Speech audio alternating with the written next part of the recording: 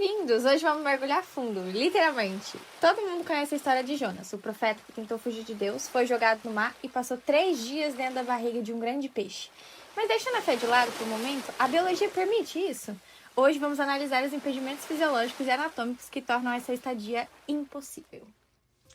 Então, contextualizando um pouco sobre a história de Jonas, né? De início, Jonas era um profeta e aí Deus pediu para ele ir até Nínive para pregar sobre a sua palavra, né? E ter o propósito específico de salvar as pessoas da cidade. Mas ele acabou ficando com medo e tentou fugir do pedido de Deus. E com isso, ele foi para um navio que se direcionava para Tarsis para acabar tentar fugindo ali de tanto de Nínive quanto do pedido que Deus fez para ele, né? Então, com isso, quando ele estava dentro do navio, no meio do mar já, acabou tendo uma grande tempestade e os marinheiros, com essa tempestade, começaram a lançar as cargas no mar para tentar esvaziar o navio e etc. Só que não deu certo. Enquanto isso, Jonas estava lá bem tranquilo, né, dormindo. E nessa que ele estava dormindo, o capitão do navio veio até Jonas e pediu para ele orar pro Deus dele, para que eles pudessem ser salvos também, enquanto as outras pessoas, cada pessoa do navio estava orando pro seu respectivo Deus, né?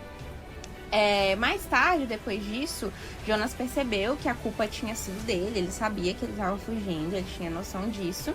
E aí, só que o que aconteceu foi que as pessoas ali do navio foram tirar a sorte para saber quem que era o culpado da tempestade estar acontecendo e o que eles podiam fazer ali para tentar fugir daquele momento, né? E aí, quando eles tiraram essa sorte, acabou caindo sobre Jonas. Foi revelado ali que Jonas era o problema dentro do navio. E aí, quando caiu a sorte sobre Jonas, né, ele acabou confessando, e aí, inclusive, na Bíblia, né, em Jonas 1:12, diz que Jonas falou: levantai-me e lançai-me ao mar, e o mar se vos aquietará, porque eu sei que por minha causa vos sobreveio essa grande tempestade. E aí, né, em seguida, eles acabaram tentando ver com Jonas se não tinha outra saída, porque eles também estavam com medo do que o Deus de Jonas ia fazer com eles, etc. E aí Jonas insistiu, né, pedindo para ele ser lançado ao mar. E aí, com isso, eles pediram perdão de Deus, né, e afins, e acabaram lançando eles. E aí, em Jonas 1:17, diz que preparou, pois, o Senhor um grande peixe para que tragasse a Jonas. E esteve Jonas 3 dias e 3 noites nas entranhas do peixe. Depois desse tempo, né, de 3 dias e 3 noites, Jonas acabou se arrependendo, e aí Jonas rogou pela misericórdia divina, e em Jonas 2:10 diz que falou, pois, o Senhor ao peixe, e este vomitou a Jonas na terra seca. Agora a gente vai entrar no porquê que Jonas não poderia ter sido engolido pelo grande peixe, né? Na Bíblia, a gente vê o relato que é de um grande peixe, mas na cultura popular a gente sabe que fala que seria uma baleia. Só que a maior baleia que a gente conhece é a baleia azul. E anatomicamente, a garganta dela, ela é pequena, tipo, no máximo, assim, dá pra passar um melão, uma coisa assim, pouca. Então, uma pessoa não ia conseguir adentrar o trato gastrointestinal dela e ficar lá e depois ser devolvido na praia, né? Mas a gente tem um outro animal que a gente pode colocar aí, que seria o cachalote, que ele tem uma garganta mais larga, engolindo até lulas gigantes. E aí, anatomicamente, ele poderia ter passado pelo esôfago.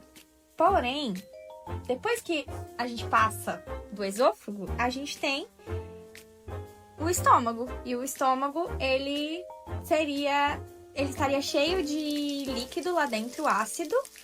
E, além disso, se fosse para esse homem ficar lá dentro desse estômago, ele ia morrer de hipóxia, porque lá não tem troca gasosa o suficiente para ele poder respirar e se manter vivo lá. Além dessa questão de não ter ar o bastante, né, por conta do estômago também ele ser um ambiente de vácuo e tal, e aí não ter como ele respirar, né, não ter oxigênio bastante, tem um grande problema que seria o pH estomacal do animal, né, que o pH ele vai ser muito baixo, e aí quando esse pH é muito baixo, a gente tem um ambiente extremamente ácido, E aí ele acabaria sendo digerido vivo, né? As peles, os olhos, eles sofreriam queimaduras químicas muito grandes, em questão, assim, de minutos. E aí Jonas, ele não ficaria lá, né, tecnicamente sentado, esperando como algumas pessoas imaginam que é na história dele, né? O estômago, no caso da baleia também, né? Ou de um grande peixe, o que seja, ele não vai ser uma sala e aí ele poderia ficar lá, né, nesse momento. O estômago, ele é um músculo, né, poderoso que vai ajudar também ali na trituração do alimento com uma pressão mecânica muito forte. E aí, essa pressão mecânica, além, né, de tá quebrando os ossos dele, também ia matar ele, né?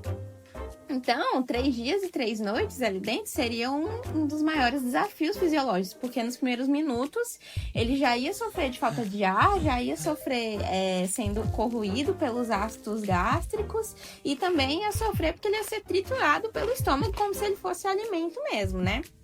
Além disso, a gente tem a questão das baleias serem mamíferos térmicos, né?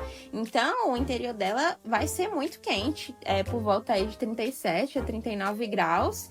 E além de ser quente, também vai ser muito abafado, né? Então, sem a troca de calor, o ser humano ele ia facilmente superaquecer, além desses outros fatores que já foram mencionados, né? E aí, no caso, se o peixe vomitasse Jonas na praia, ele não ia sair caminhando, né? Ele não ia estar bem. Ele ia ser basicamente uma massa de tecido dissolvido e osso quebrado ali. E não seria essa imagem que a gente tem, de que ele foi vomitado e saiu andando para a cidade que ele deveria ir para né, fazer o que Deus mandou. Mas, assim, a conclusão biológica que a gente tem com tudo isso, ela vai ser clara, né? Que Jonas, ele não sobreviveria nem 10 minutos, quanto mais 3 dias ali dentro daquele animal. Para a ciência, isso vai ser um impedimento total, né? De design anatômico e funções vitais, só que a gente tem outras questões, né? Além da ciência, principalmente quando se trata do mundo espiritual, né? Enfim, da Bíblia. Como você acabou de dizer, a gente, né, para quem crê, a gente pode dizer que isso é um milagre. E, por definição, eles ignoram a biologia. E aí, o que a gente tem de tentativa de entender essa história é levar para um lado metafórico também, que seria quando a gente compara a baleia, na verdade, com o subconsciente do Jonas, como se ele tivesse com medo de arcar com as responsabilidades que ele teria, já que Deus falou que ele era a pessoa certa e que ele tinha que fazer tal e tal coisa. Ele só não queria, ele só tava com medo de tudo que ele ia ter que fazer, da vida que ele ia ter que mudar, das decisões que ele ia ter que fazer, que seriam difíceis, mudar. Sinceramente, né? Não é todo mundo que aguenta esse fardo. Agora eu deixo pra você. Você acha que essa história ela é uma metáfora ou você acredita que seria uma exceção biológica? Comenta aqui que a gente vai responder nos próximos episódios.